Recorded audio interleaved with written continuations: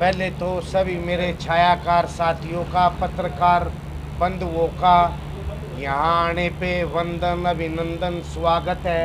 आप सब लोग यहाँ पे आए, आपका बहुत बहुत धन्यवाद। आपका क्या पद है आपका? मेरे पास पद है, मैं हरियाणा प्रदेश कांग्रेस कमेटी का डेलीगेट हूँ। पूर्व में मैं यूथ कांग्रेस का भी प्रधान रहा हूँ, कांग्रेस सेवा दल का भी प्रधान रहा हूँ।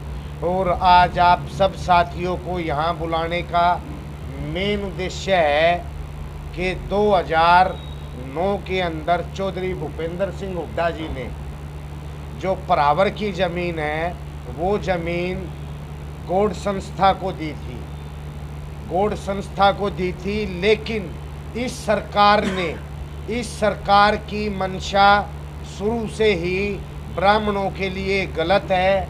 ब्राह्मणों के प्रति इस सरकार का रवैया बहुत गलत रहा है। आपको बताने की ज़रूरत नहीं है, इस सरकार ने ब्राह्मणों की गर्दन भी उतारने के लिए कहा है और उनके अंदर ये भावना भी है।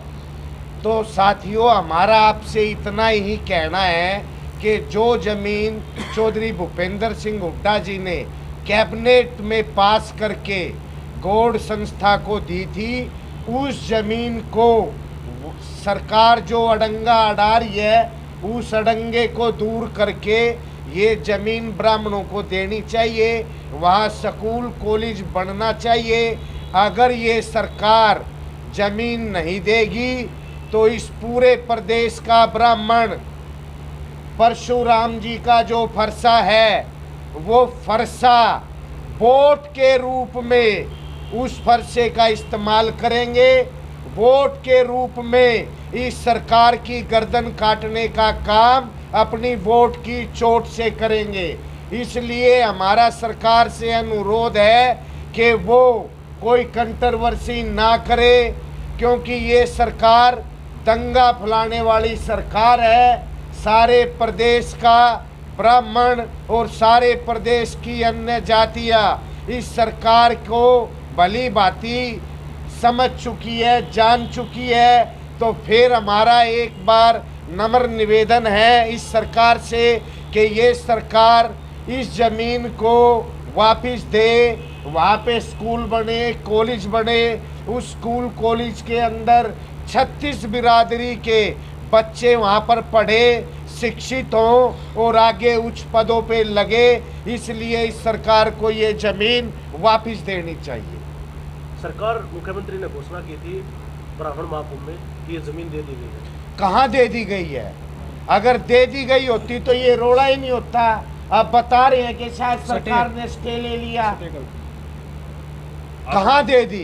परशुराम जयंती भी नहीं मनाने दी।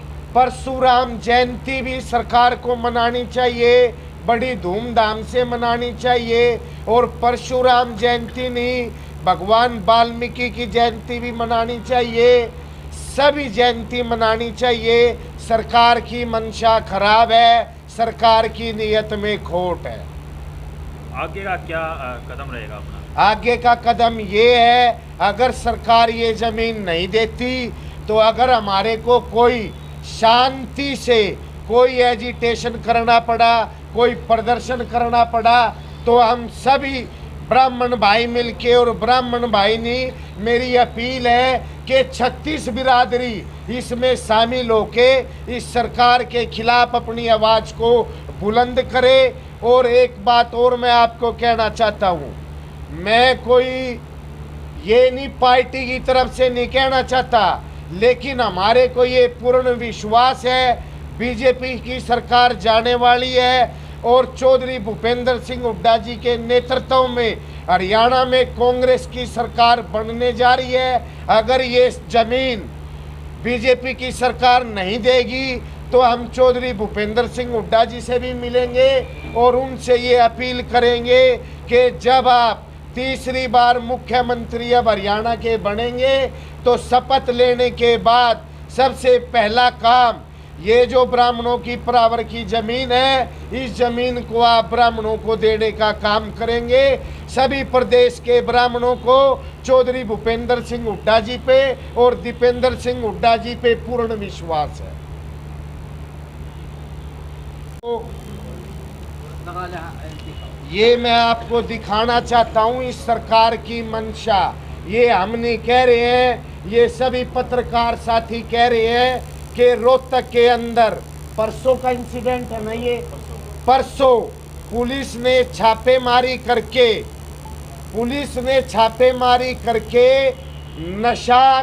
जो नशा बेचते हैं उनको पकड़ा था।